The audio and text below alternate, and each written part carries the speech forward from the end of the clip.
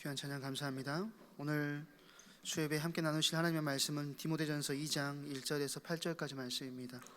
디모데전서 2장 1절에서 8절까지 말씀을 제가 봉독해 드리도록 하겠습니다.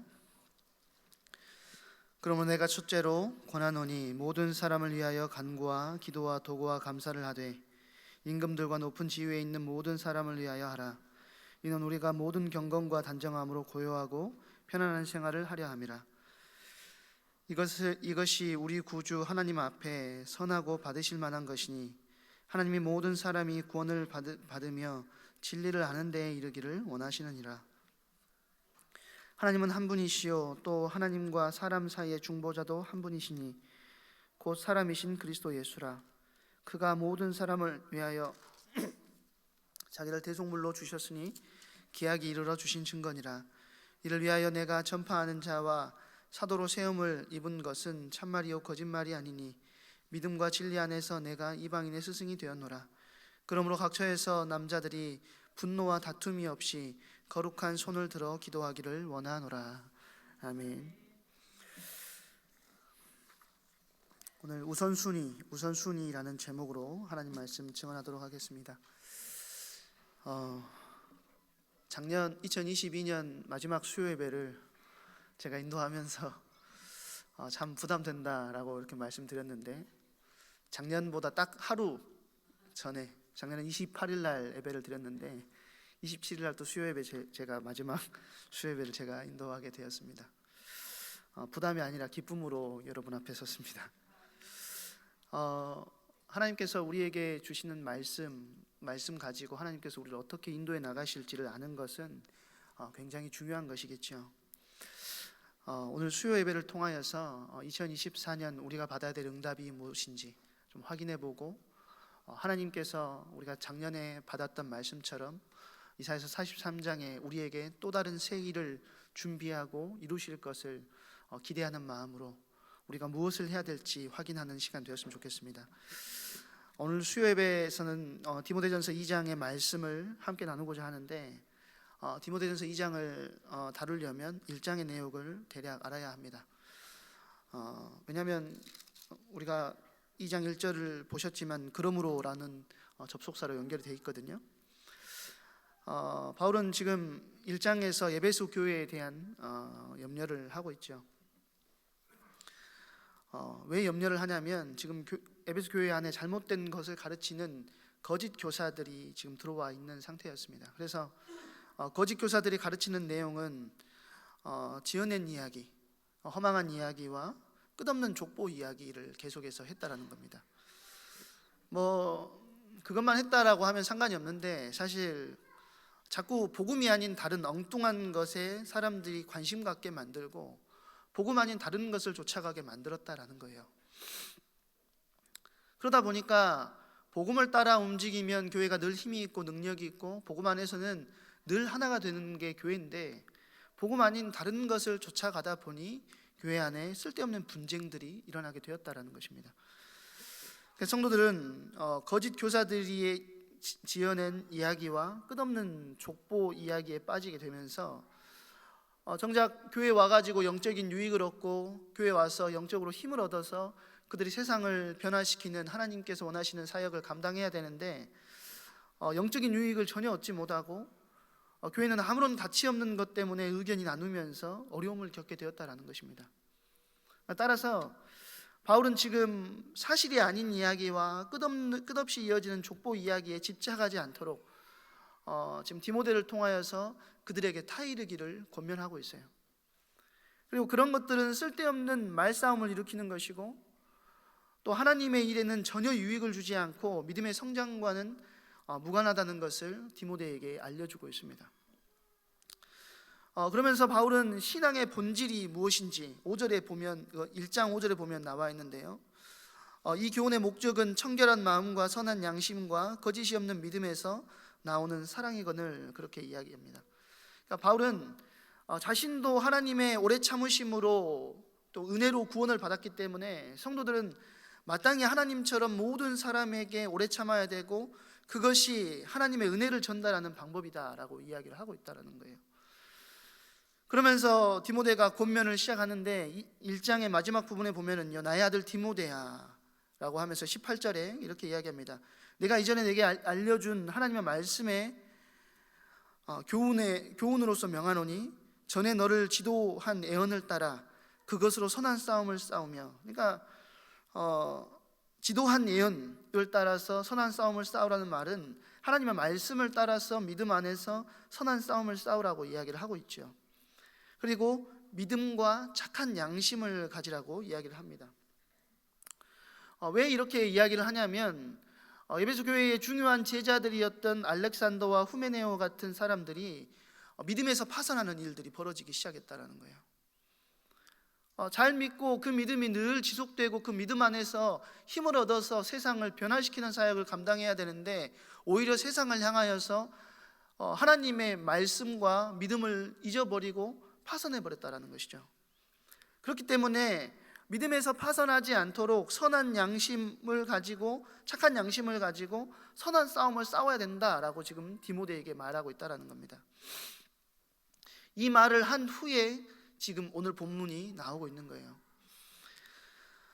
사실 이것은 교회를 이끌어가고 있는 사역자였던 디모데에게만 필요한 말씀이 아니라 하나님의 자녀로 부름받은 저와 여러분에게 모두 필요한 것입니다. 목사님, 저는 특별한 사역을 하고 있지 않는데요 라고 생각할 수 있지만 사역자는 교회에서 부름받아서 쓰임을 받고 있는 교육자들이나 혹은 현장에서 여러 가지 다락방이나 지교회를 감당하고 있는 사람들만 사역자가 아니고 하나님의 자녀로 부름받은 모든 사람들이 하나님의 일꾼이고 하나님의 사역자로 부름을 받았다라는 사실을 우리가 기억해야 됩니다. 베드로전서 2장 8절에 보면은 택하신 족속이고 왕같은 제사장이고 그의 소유된 백성이다라고 분명히 이야기하고 있지 않습니까? 그러면 우리는 주님을 믿고 주님을 섬기는 사람이고 그런 사람이 일꾼이고 사역자인데 우리 모든 성도들이 믿음의 선한 싸움을 싸우고 착한 양심을 가지고 우리가 믿음의 길을 유지할 수 있는 은혜를 누려야 된다는 것이죠. 하나님의 말씀에 따라 믿음의 선한 싸움을 싸우기 위해서, 그리고 믿음의 착한 양심과 양심을 유지하기 위해서 가장 필요한 것이 무엇인지 2장에서 다루고 있다는 겁니다. 2장 1절에 보니까 첫째로라고 이야기를 하는데요, 하나님의 말씀에 따라 믿음의 선한 싸움을 싸우고 믿음의 착한 양심을 유지하기 위해서 가장 중요한 것은 다른 것이 아니라 기도다라고 오늘 성경은 이야기하고 있다는 겁니다. 교회는 말씀 위에 세워지죠. 목사님, 말씀이 제일 중요한 거 아닙니까? 라고 생각할 수 있지만 교회는 말씀 위에 세워집니다. 주님께서 이 땅에 육신이 되어 오셨기 때문에 말씀으로 오셨지만 말씀으로 이 땅에 오셨어요. 그래서 교회라는 것은 그리스도가 머리가 되는 것이고 교회의 본질적인 사명, 원래 그 교회가 말씀 위에 세워진 교회가 맞다면 그 이후에 교회가 지속적으로 움직이기 위해서는 그 말씀을 붙잡는 기도의 비밀 속으로 들어가는 은혜가 있어야 된다는 것입니다. 그러니까 교회가 세워지기 위해서는 말씀 위에 세워져야 되지만 교회가 지속되려면 무엇 속에 있어야 되느냐? 기도 속에 있는 교회여야만 교회가 지속될 수 있다는 것입니다.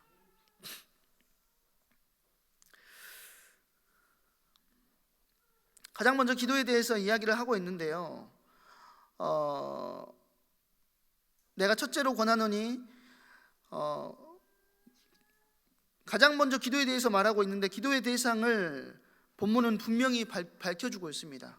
그냥 기도 열심히 해 이게 아니고 1절은 모든 사람을 위해서 기도해야 된다라고 이야기하고 있습니다. 내가 첫째로 권하노니 모든 사람을 위하여 간구와 기도와 도고와 감사를 하되, 2절은요 왕과 높은 지위에 있는 자들을 위해서 기도해야 한다고 이야기를 하죠. 임금들과 높은 지위에 있는 모든 사람들을 위하여 하라. 이는 우리가 모든 경건과 단정함으로 고요하고 편안한 생활을 하려 함이라. 그렇게 이야기하고 있습니다. 마지막 때가 되면 적그리스도가 나타나가지고 세상 나라들의 왕들과 높은 지위에 있는 자들을 사로잡아서 그 백성들을 한없이 핍박하게 될 것이다. 그걸 이야기하고 있는 것이죠. 그리고 디모데전서가 쓰였던 이 시대도 마찬가지였습니다. 그리스도인들을 향한 권세자들의 굉장히 많은 박해가 있었다라는 거예요. 그들이 권력을 가지고 그리스도인들을 핍박하면서 그리스도인들은 하나님을 향한 경건 생활과 이웃을 향한 마땅한 의무들을 감당하는 데 있어서 굉장한 어려움을 겪게 되었다라는 것이죠. 그래서 오늘 본문의 그 2절에 보면 모든 경건과 단정함으로 고요하고 평안한 생활을 하게 하려 함이라. 그러니까 그 위정자들을 놓고 기도하는 것은 우리의 평안한 생활을 하기 위함이라는 거예요. 우리가 평안한 생활을 하기 위함이 잘 먹고 잘 살기 위해서가 아니라 그 평안함 속에서 뭘 누리기 위해서요? 복음을 깊이 누리고 복음을 전달하는 그 사명을 감당하기 위해서 그들을 놓고 기도해라는 것이죠.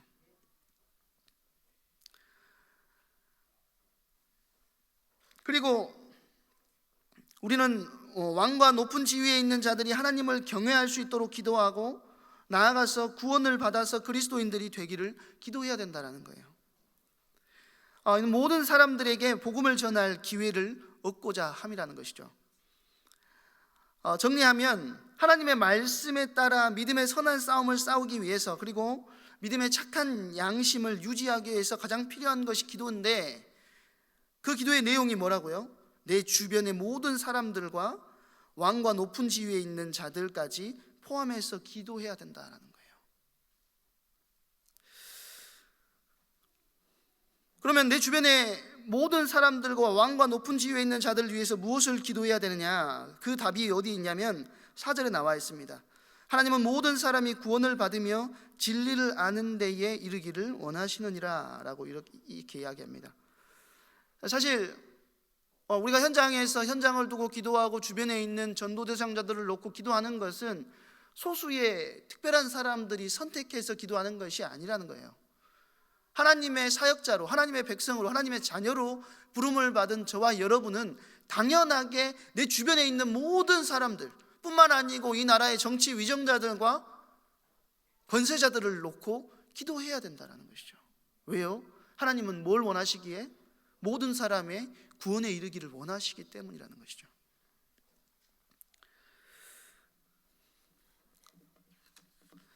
그래서 첫째 기도 제목은 모든 사람들이 다 구원을 받기를 기도하는 것이고, 둘째 기도 제목은 뭐냐면 모든 사람들이 진리의 지식에 이르는 것입니다. 이 지식은 이제 헬라어로 이제 그노시스라고 이제 하는데요. 정보적 지식과 관계적 지식이 있습니다. 정보적인 지식은 내가 그냥 아는 거예요. 내가 이강산 전사님 알아 이렇게 할 수 있죠. 그런데 저는 이강산 전사님의 관계적 지식은 잘 몰라요. 사모님보다 잘 모르겠죠.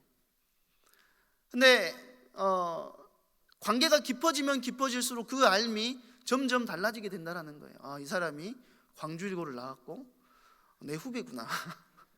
이 사람이 고신대를 갔네. 또 내 후배구나. 학연이 연결돼 있네. 내가 더 챙겨줘야겠다 하는 이런 것들이 더 관계를 통하여서 알아지게 된다는 것이죠.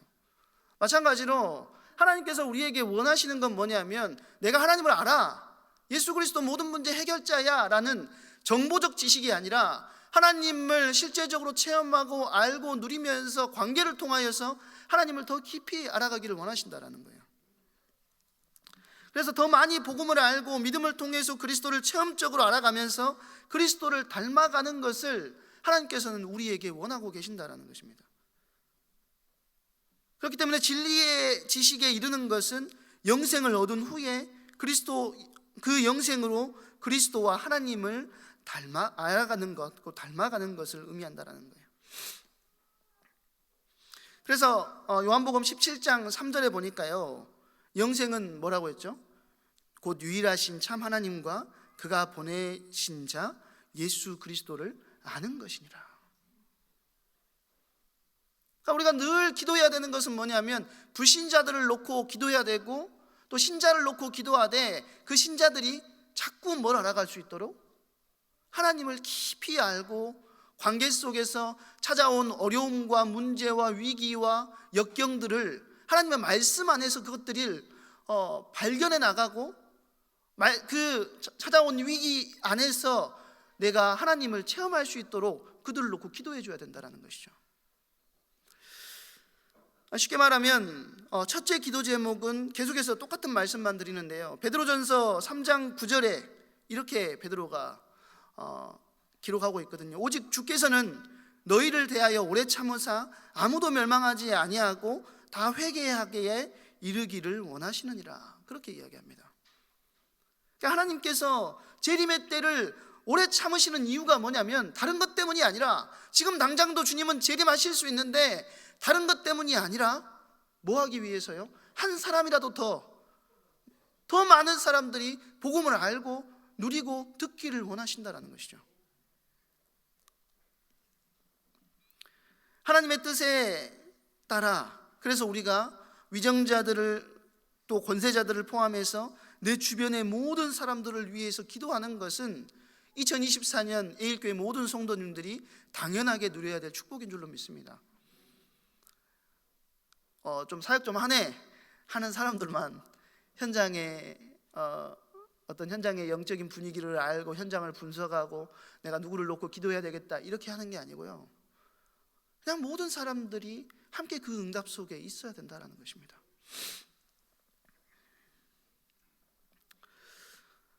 두 번째는, 둘째 기도 제목은 바울처럼 구원받은 사람들을 위해서 기도하는 것이죠. 빌립보서 1장 9절에서 11절에 보면은 바울은 구원받은 자들을 위해서 어떻게 기도했냐면 9절 보니까요, 너희 사랑을 지식과 모든 총명으로 점점 더 풍성하게 하사 지극히 선한 것을 분별하며 또 진실하여 허물 없이 그리스도의 날까지 이루고 예수 그리스도로 말미암아 의의 열매가 가득하여 하나님의 영광과 찬송이 되기를 원한다, 이렇게 기도합니다.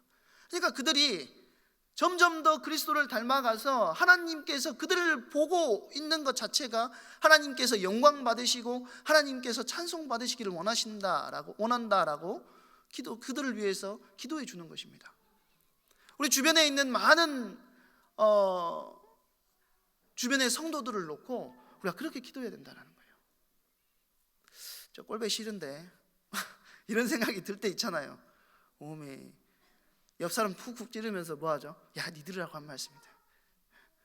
그렇게 하지 말고, 니들이라고 하는 말씀이지, 그 사람도 알기 때문에 굉장히 마음의 상처를 받고 있는데 옆에서 한번 찌르면 더 힘들죠.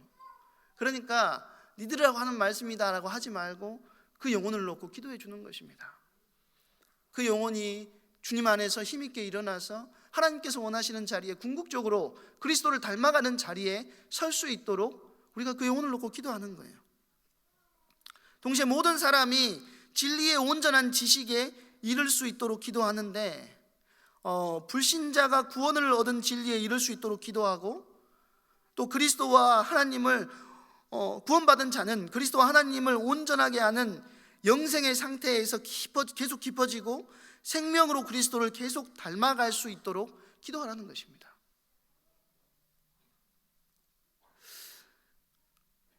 비록 구원의 역사는 하나님의 손에 달려 있습니다. 3년을 넘게 기도했는데 응답을 안 주신 분들도 있을 수 있어요. 그런데요, 그건 우리의 시간표입니다.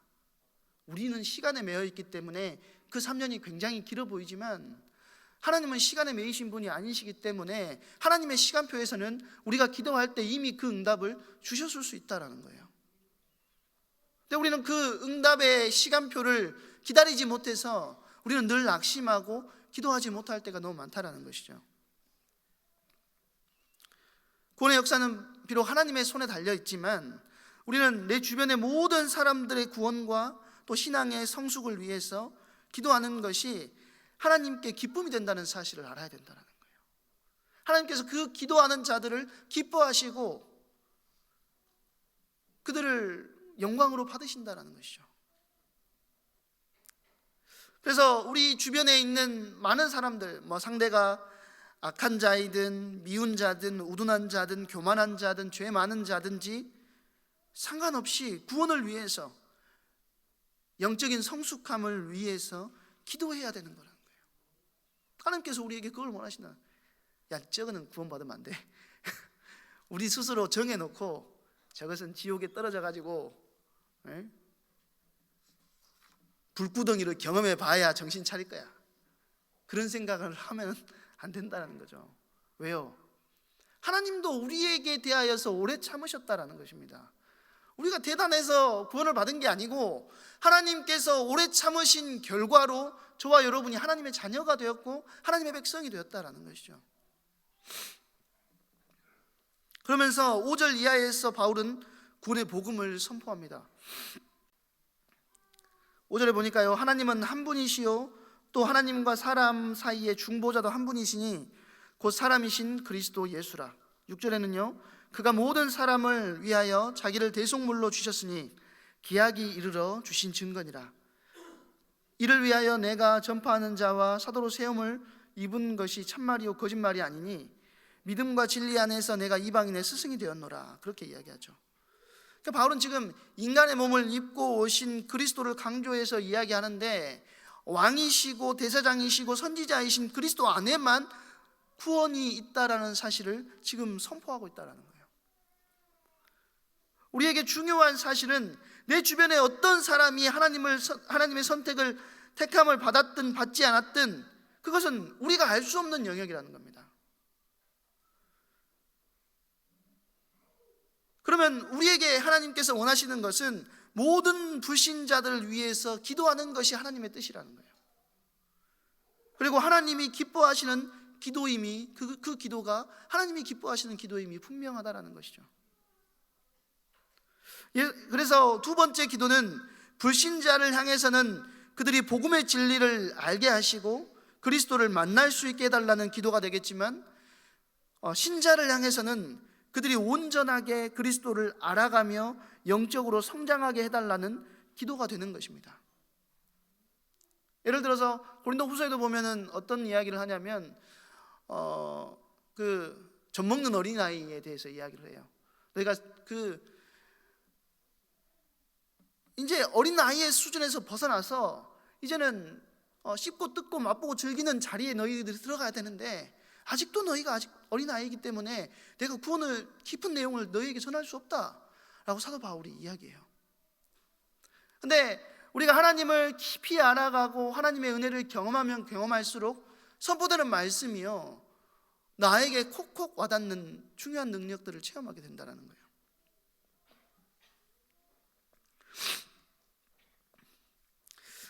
그래서 디모데전서 2장 8절은 지금 2장 1절에서 7절을 요약하면서 뭐라고 이야기하냐면, 그러므로 각처에서 남은 남자들이 분노와 다툼이 없이 거룩한 손을 들어 기도하기를 원하노라. 그렇게 이야기합니다. 이제 더 이상 분노와 다툼, 육신의 싸움 싸울 거 아니라는 거예요. 더 이상 허망한 것들, 별거 아닌 것들, 그것들을 쫓아 움직이면서 육신 싸움 싸울 것이 아니고 하나님께서 원하시는 선한 싸움, 하나님이 원하시는 영적인 싸움을 싸워야 함을 지금 이야기하고 있다는 거예요.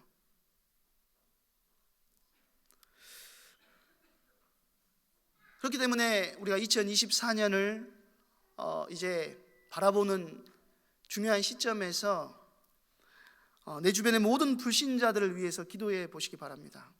기도하시기 바랍니다. 한번 적어보세요. 사실 저는요, 제 주변에 불신자들이 많이 없어요. 다 예수 믿는 사람. 몇 명의 친구 빼놓고는 제 주변에, 이제 제가 불신자를 위해서 기도할 거면 앞에 마트 가서 이제 그 영혼들 한 명씩 놓고 기도해야 됩니다. 근데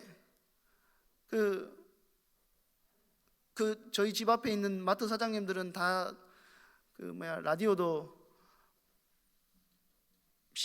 뭐죠 그거? 기독교 방송 틀어놓고 맨날 찬양 나오고 그러더라고요. 제 주변에는 사실 많지 않습니다. 그럼 제가 안 하겠다는 말이냐? 그게 아니고, 저도 저의 현장에서 불신자들을 놓고 기도해야 되겠지만, 저와 여러분이 여러분 현장에 하나님께서 붙여놓으신, 그리고 모든 영혼들을 위해서 기도할 수 있는 은혜가 있어야 된다는 겁니다. 동시에 모든 사람들이 진리의 지식에 이르도록 기도할 수 있어야 된다는 거예요. 고린도전서 1장 2절은 성도에 대해서 정의를 내리는데 뭐라고 이야기를 하냐면, 고린도에 있는 하나님의 교회 곧 그리스도 예수 안에서 거룩하여지고 성도라 부름받은 자들과 또 각처에서 우리의 주 곧 그들과 우리의 주 되신 예수 그리스도의 이름을 부르는 모든 자들, 예수 그리스도의 이름을 부르는 모든 자들이 성도라는 거예요. 각처에서 우리의 주, 그들과 우리의 주 되신 예수 그리스도의 이름을 부르는 자들이 기도라는 거예요. 아니, 성도라는 거예요. 그 이름을 부르는 게 뭡니까? 기도의 자리에 들어가 있는 것이죠. 우리가 기도의 자리를 놓고 하나님께서 나에게 맡겨주신 기도의 분량을 놓고 있다면 2024년은 정말로 영적인 도전해야 되겠습니다. 교회가 올바른 우선순위를 갖는 것 굉장히 중요하겠죠.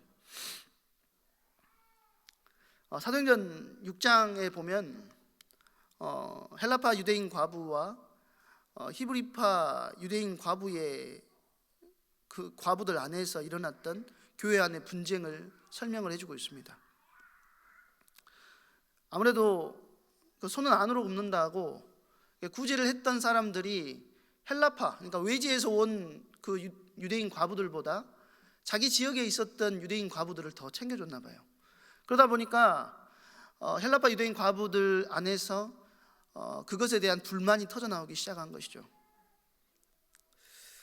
그렇게 교회 안에 분쟁이 일어났을 때 사도들은 그 분쟁을 해결하려고 뛰지 않았습니다. 진짜 하나님께서 원하시는 게 뭘까를 찾은 거예요. 봤더니 기도하는 일과 말씀 사역하는 일이 하나님께서 우리에게 원하시는 것인데 우리가 이거 구제하는 이 사역 한다고 다 놓쳤구나라는 것을 그들이 알게 되었습니다. 그래서 그들 안에서 세워진 게 뭐냐면 7 집사님이 세워지고 사도들은 복음 전하는 것 그리고 기도하는 그 사역에 온전히 집중하는 내용들이 사도행전 6장에 보면 나와 있죠. 우선순위를 바뀌었을 때 일어났던 축복, 일어났던 은혜가 무엇이었냐면 6장 하반절에 보면 어떤 일이 벌어지냐면 하나님의 말씀이 왕성하여 제자의 수가 심히 많아지고 수많은 제사장의 무리가 이 도에 복종했다라고 성경은 이야기하고 있습니다. 그리고 이제 예루살렘 안에 더 이상 예수 믿는 자들로 꽉 차는 역사가 일어나게 되니 하나님께서 예루살렘에만 모여 있었던 제자들을 흩으시는 사역이 그때부터 일어납니다. 그게 뭐죠? 스데반의 환란이 일어나는 거예요. 자, 여러분에게 뭘 말씀드리려고 하냐면 에일교회라고 하면 떠오르는 단어가 있지요. 저희 새벽 예배 때마다 늘 기도하는 것이지만 복음을 붙잡고 전도하고 선교하고 후대를 세우고 교회를 일으키는 이 5가지 사역을 우리는 감당을 하고 있습니다. 2024년에 이 5가지 사역을 우리가 힘있게 해나가려면 우리가 으쌰으쌰하고 뭔가 해보자라는 것이 중요한 게 아니고 먼저 기도의 불을 지펴야 된다는 거예요. 에일교회라고 했을 때 떠오르는 단어는 그 교회는 기도하는 교회다 라고 하는 응답을 우리가 누렸으면 좋겠습니다. 박광주 목사 하면 떠오르는 단어는 눈이래요. 눈. 제가 새벽 예배만 하면 눈이 와가지고 눈 오면 다 엘사팍 하고 막 놀리고 다니는데 어떤 사람을 이렇게 단정짓는 어떤 단어들이 있지요. 근데 에일교회 장로님, 에일교회 권사님, 에일교회 집사님 뿐만 아니고 에일교회 전도사, 에일교회 목사는 기도라는 명함을 달고 다니는 중요한 응답을 누렸으면 좋겠습니다. 2024년 그 응답이 저와 여러분의 응답이고 현장을 향한 하나님의 분명한 계획들이 우리에게 붙잡아지는 은혜의 시간들이 되게 될 줄로 믿습니다. 언제나 기도하는 가운데 진리의 지식에 이르는 우리 모두가 되기를 주 예수 그리스도의 이름으로 축원합니다. 우리 이 시간에 같이 합심해서 기도하도록 하겠습니다. 이 시간에 기도할 때 오늘 받은 말씀처럼 하나님, 내가 기도의 불을 끄지 않겠습니다.